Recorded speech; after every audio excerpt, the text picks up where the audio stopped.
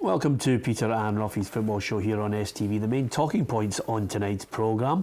Hearts have the shortlist ready if Robbie Neilson decides to leave for MK Dons. Rangers manager Mark Warburton doesn't believe a Neilson departure will have an impact on the Hearts players ahead of that match against Rangers tomorrow night at Tynecastle. We'll discuss and digest the Scottish Cup fourth round draw, all in the company of Alan Ruff, who's alongside me, Peter Martin. Okay, last night I thought it might be too early for Robbie Neilson to decide to move to MK Dons. I can understand maybe the financial rewards. I still share that view tonight. Do you share that view, Ruffy? Yeah, I do. I hope when he goes down to meet them, you know, he has a sensible head on. Obviously, if you've just touched on there, the money is going to be better. But I think if we look at a lot of guys, particularly Scottish guys who have jumped on that bandwagon and haven't lasted very long. Obviously, Alan Stubbs is a prime example, doing very, very well at Hibs. You know, everything, the cup win, everything to go for. The promotion, possibly, obviously, the lure of going down there, and lo and behold, he was out of a job. I think the way everything's going at Tynecastle just now, I think it would have to be a really, really good offer to tempt him away. The new stand getting built, the way the club's been run.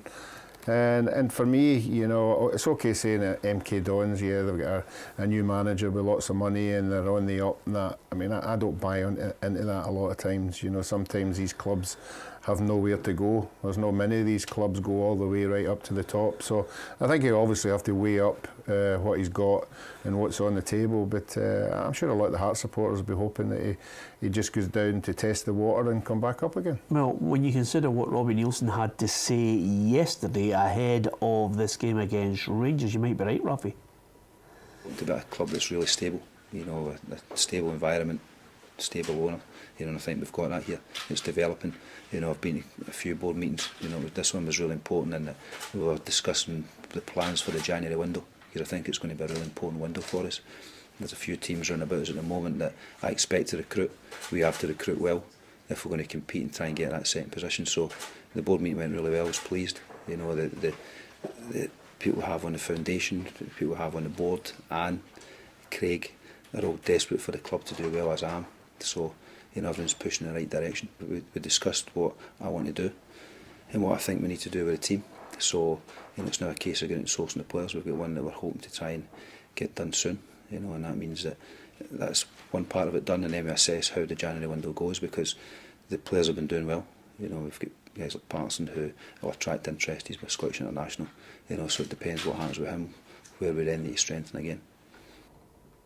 No surprise that the Hearts are not going to stand in his way. I mean, I'm sure they've got their shortlist ready. You mentioned Alan Stubbs there. I mean, he lasted 14 games at Rotherham. I noticed this morning that Kenny Jackett chucked it after 5 games, so I don't think that'll go against Alan Stubbs. But sometimes you touched on something which I think has happened quite a lot down south, especially for Scottish managers.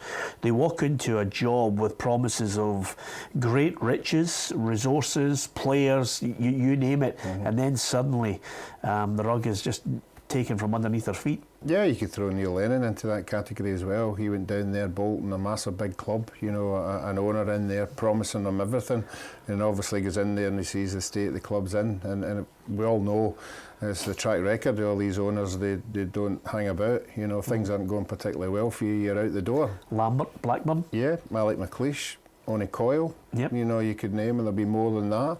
And as he touched in the interview there, we always say it's very, very good if you got on well with the board and the owners, and it certainly seems to come across as that is the way it is. And I would think it would have to be an awful lot of money to prize him away for Hearts. Well, listen, if there's if he does decide to go, if there's 60 or 80 in for the likes of the St Mirren job, there'll be 160 in for the Hearts job, Ruffy, to be perfectly honest with you. I mean, there's a few that have been thrown up there. Stephen Presley is the early favourite. Paul Hartley's in the mix. Gary Naismith, all people with a Hearts background. Ian Cathro is another name that's thrown in there, and I'm sure there'll be a few others that will feel they're well worthy of consideration. Yeah, as you said, there'll be a lot. You know, and I think the names that you've mentioned are excellent candidates. Yeah. But I think there'll be a bigger candidate out there. I think Hearts have got everything going for them just now. I think you'll see a bigger quality trying for that one. You know, I know Stephen Presley, he's a legend. You know, and sometimes that's the way they might go down the road. But I just feel that there'll be a candidate out there who could be quite big. Yeah, I'll tell you why that won't wash. I think because of the structure of Hearts with Levine here and then someone underneath him that I don't think can be as strong as a character as him. I might be wrong, but I think if it's a stronger character, a bigger name, then I can see fireworks. I can see a little bit of... Yeah, I think it depends who it is. Obviously, Craig Levine has worked with a lot of people in the game, you know, and he'll be a good judge, as he has that time with the present manager. But I just feel there'll be somebody out there who might just wet the Hibs the Hearts fans. I know the Hibs fans anyway. Do you think I know it's a Hibs Hearts thing and that. Alan Stubbs? Ruffy, sometimes I look at you and I wonder... let me just say this. Let me say it first. Sometimes I look at you and I wonder if you're a full shilling. Right. Does that kill? Fair enough. Does that kill? No, why should that? Why should that be Don't be in silly. this present day and age? Don't be silly. He wasn't there that long. Ruffy. He's not a Hibs won the player. Scottish Cup. Right. Okay. Listen. At this point, I don't want you to turn into a social media celebrity for being stupid. I want you to try and I hope he gets it. I really hope. No. I really hope he gets it. Try and retain some form of integrity on this programme rather than suggest that it's not going to happen. Okay. Alec McLeish? No, let's crack on. There's more chance of what was his name? Fenton. It's the other guy. It just shows you how long ago it is for him. I've forgotten all about Pat Fenton. Do you remember him? At Hibs? Yes. Yep. Okay. I knew his name would come to me sooner or later. Okay. Will it have any impact on the players' home match against Rangers? And it has the makings of a cracker. It could be Robbie's farewell. Yeah, well, I hope if he is going to go, then he stays for the game. I think it'd be good. You know, I think if he was to stay, I think in the light of possibly going, he would get a good reception. It's always good to say cheerio to the fans, and I'm sure the majority of them, if not all of them, would wish him a lot of goodwill when he leaves. You know, and why not top it off with playing a game at home against Rangers and winning? Yeah, okay. As far as Rangers are concerned, I got the feeling today, rightly or wrongly, that I thought Mark Robertson's getting a little bit tetchy when criticism comes his way, especially with Joe Garner in mind as well. I mean, this is what he had to say about Joe Garner. Obviously, he hasn't quite set the heather on fire just yet. The games as Joe played or started for Rangers, and look at the sample size. And we showed, I should use a slide to a recent presentation where Andre Gray came in and scored 2 goals in 10 for Brentford. And Andre would be the first to say at the time that he wasn't in his best form, and had Scott Hogan been fit, Andre might not have played certain games. I think Andre then scored 5 in the next 10 and 4 in the next 10, and he scored 16 goals and he moved for 6, 7, 8 million, and he's now probably worth 25, 30 million pounds, Andre Gray. So, as I say, Joe's only just started off his career here. People are too quick to judge, and he's come out of a different formation. Of course, how many games has he played? So the sample size, I'm disappointed at certain comments because the sample size is so small. Give a player a chance to settle in, understand how a team plays. But to judge him so quickly, I think is very short-sighted. Yeah, give him a chance to settle in. I'm all for that. Don't compare him to Andre Gray when his goal-scoring record, from the Championship was 6 goals, couple of 20s in League One. Joe Garner needs to do a lot more before the Rangers fans buy into what he has to offer. Sometimes I think managers try and paint a picture, which I think is equally unhelpful. Andre Gray is a different kettle of fish from Joe Garner. Yeah, he certainly is, and obviously the manager's got to defend the money that he spent, and he's telling everybody to wait. But when you go to the Old Firm, you don't get a waiting time. If you're a £1.8 million player, the fans want you to score goals and they want to score regularly. He's not been doing that. I mean, Celtic had 4 or 5 big money strikers who never hit the ground running, and they were out the door. So the boy needs to be played. You know, he can't keep dropping him, you know, and leaving him out. He has to play him. If he believes that the boy is going to score goals, he needs to play him regularly. Okay, who's going to win, Hearts or Rangers, Tynecastle? Hearts. Okay, Ruffy, consistent, said that last night in the programme and sticks with it. You want to give us your thoughts at Peter and Ruffy. Who's going to win, Hearts or Rangers in that big match at Tynecastle? We'll talk Scottish Cup, 4th round draw, coming up next.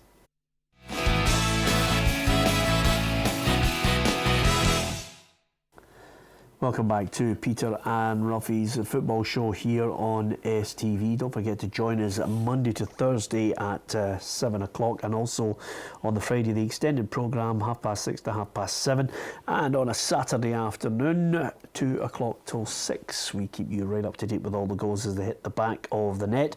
Reaction, interviews, no shortage of opinion, fair bit of banter over the 4 hours as well, as you would expect.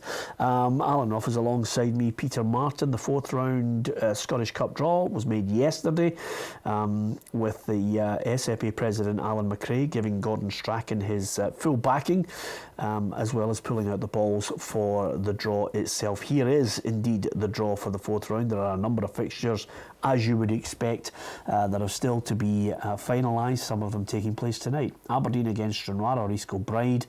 Albion Rovers or Queen of the South versus Celtic. Alloa versus Dunfermline. Beath Juniors or Morton against Falkirk. Bonnyrigg or Dumbarton against Hibs. Brechin or Ayr against Queen's Park and Montrose. Dundee against St Mirren or Spartans. Elgin City against Inverness Caledonian Thistle. That's the first part of that draw. There's quite a lot of them. Here's the second part of the 4th round draw. It's Kilmarnock, Hamilton, Livingston, East Fife or Edinburgh City. Partick Thistle against Formerton or Annan. Raith Rovers versus Hearts. Rangers Motherwell. Ross County against Dundee United. St Johnstone against Forest Mechanics or Stenhousemuir. And Stirling or Wick against Clyde or Arbroath. Are there a couple of ties that stick out for you? Yeah, I like the Ross County, Dundee United. I think that'll be a good game. I think Dundee United will want to test themselves against a team from the bigger league. Obviously Rangers and Motherwell is a good one. I think obviously everybody will remember the playoffs the last time. And Motherwell will go there thinking they can get Rangers on an off day. I mean, we're a wee while away from that 4th round draw, so all the teams have got something to strengthen their side in the window, so we'll just have to wait and see who does that. Yeah. Are there any games there screaming out to you where there could be a shock either this 3rd round or into the 4th round? No, I think one of the good ones would be if Bonnyrigg Rose could beat Dumbarton, and then you would have a Bonnyrigg Rose versus Hibs down at Bonnyrigg, which would be fantastic. Oh, that would be magnificent. It would be wonderful. But certainly, obviously, Alloa, Dunfermline will be a really good one. I always like to see the Cup. The Cup is always about the road to Hampden. I always like to see smaller clubs getting a wee break, you know, and obviously if they can get by this round, then they could get a good money cup tie. Yeah. Am I being unkind at the moment just because of the fact that Jack is still trying to build things at St Mirren, that Spartans might look at this and think, well, I'm sure he'll not be hoping that's the case. No, I think it gives him a wee bit of time to get settled, you know, and I'm sure he'll have a mind when the window comes as well. Obviously, if they want to strengthen, you know, that would be the time. So I would like to think by the time that game comes round, they'll be a wee bit better organised. Okay, we will react to the 3rd round matches taking place tonight. There are a few of them. Albion Rovers, Queen of the South, Brechin Ayr, East Fife, Edinburgh City, Queen's Park, Montrose, St Mirren against Spartans, and there are a couple of English League Cup quarter-finals as well. Hull, Newcastle and Liverpool against Leeds. We'll get your prediction on them, Ruffy, just before we finish tonight. I want to get your thoughts on a couple of things. The first one is this FIFPro survey which has come out, which is quite disturbing off the back of this sexual abuse case in England, which is now gathering, you know, the pace that I suggested it may well do. Certainly down south, and probably some up here might be brave enough to come forward as well.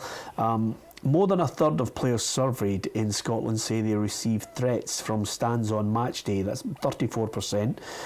A fifth of them suffered discrimination, race, religion or sexual orientation. That's 20%. Worldwide, 7% of players approached to fix matches because obviously, you know, the myth that's been completely shattered is not everybody is earning £300,000 a week in the game. And a player has an 11% chance of being approached to fix a match. And there are a number of other things that worry FIFPro. 41% of players are not paid on time. And attacks out with the game account for 10% worldwide, where players are attacked when they're maybe just out socially as well. And the other thing that I found really disturbing, there's evidence of players being bullied at clubs and pressured into moving against their will. I've certainly known that down through the years. I've certainly known religious bigotry. It's not just footballers who suffer from that in the west of Scotland. Yeah, I think it just must be the modern way now, because I have to be perfectly honest, and all these things you've read out, I haven't been privy to it, most of them, you know, way back when I played. Yeah. You know, it might have been there, they weren't discussed, they weren't talked about. Obviously, I've played in lots of clubs with lots of different players. I've never seen it within the dressing room. I've always been in good dressing rooms. Yeah, religious bigotry. No, I haven't seen that. Possibly maybe the clubs that I played for. It wasn't a big part, you know. And I have to say, you know, I think it's a modern day thing now. I think that's the way it is. That's the way people are. You know, obviously you get the What do you mean it's a modern day thing? I think the difference is now. Maybe it's more discussed. Maybe it's out there. It's out there now. I don't think it was out there when we were there, because obviously the first thing is you're talking about things there that people never discussed 30, 40 years ago. Yeah, but now we are discussing, and people are coming forward. Well, you say discussing. I say zero tolerance. There's the discussion is quite simply it's not going to happen. You know, I think there are people actually being called to account now, whereas before, you know, when you go back, that was almost as if, well, you just have to take it. Yeah, possibly. And obviously abuse for the crowds is part and parcel of the game. You know, ask any player, you know, you could be playing a game, might not be you that's getting it, but it could be another player in your team that's getting it. Yeah. But you just got on with it. You never made a meal at it or anything like that. I'm just talking about abuse, not any special kind. You're just talking about somebody shouting, "Ruffy, you're rank rotten." Yeah, something like that. Yeah, although you had to deal with it. You know, that's a bit that you became part and parcel of the game. But the other things that you mentioned have to be discussed. They have to be, because obviously we have to stop them all. Yeah. Another thing I think FIFPro was keen to emphasise is, you know, things that they want to get out of the game is overdue payables, which obviously you want people to be paid on time. Forced transfers and training alone must be a thing of the past. Forced transfers. I mean, it's not unusual. Listen, this is not just smaller clubs. This is big clubs who've obviously tried to edge players out the door, and if they don't do what they're told, you know, then suddenly, you know, they're jettisoned. They're going. You know, I even think it's a fine line where you buy a high-profile player and then you go and tell them to train with the youngsters. Well, again, I'm harping back to the old days, you know, where the clubs had the upper hand, where it was the players who were abused, you know, from the playing side. You know, your livelihood was taken away from you. Now it's done a complete circle that the players now have the decision in where they want to go, and that's why you read so many players that clubs can't get rid of them so easy now. That's why there has to be warnings here, written warnings, that warning, before you can move them on. And that wasn't the case when we played. When we played, you know, if they didn't want to play you, then you just didn't play, and you suffered. They brought you back and they just made your life an absolute misery. But I'm glad that that's changed round now, and the players have the upper hand. Yeah, I think we need to continue the fight, whether it's show racism, the red card, or indeed this current situation, which I think you know, is going to deliver a lot more from footballers who are brave enough to come forward. The work needs to continue. Just a couple of things before we quickly finish. Aberdeen's chairman Stuart Milne says it's crucial that they get the plans in place from the council to allow them to build the stadium. I think the bigger part is who's going to pay for it, Ruffy. Yeah, I'd be gobs. I mean, I know it has been hitting the head a couple of times, but I'd be God's back if a city like Aberdeen don't want a massive complex for the community and don't pass it, then I mean it's out of order. And last point, Tommy Wright says, treble's not a foregone conclusion for Celtic. I think a lot of people are talking about it as if it's an absolute stick-on. I think Tommy Wright's right to suggest that because things can happen in the Scottish Cup. Well, we're in the 4th round now, and Celtic have got a relatively easy tie, so they'll have 3 other games to play. Is that right? Before they get a final. Yep. Things can happen. I'm sorry. Yeah. Okay, a big apology to the Albion Rovers and Queen of the South fans. Ruffy's completely dismissed you out of hand. Complaints on a postcard to Alan Ruff. Thank you very much to Ruffy. Join us on tomorrow night's programme. We'll have Falkirk striker Lee Miller, and we'll also have Kevin Harper on Thursday to look ahead to that big match, Dundee United against Hibernian, which should be a cracker. We'll also be discussing on tomorrow night's programme whether Robbie Neilson's still in the dugout. Only time will tell. From Ruffy and myself, thanks for watching tonight's programme. Good night.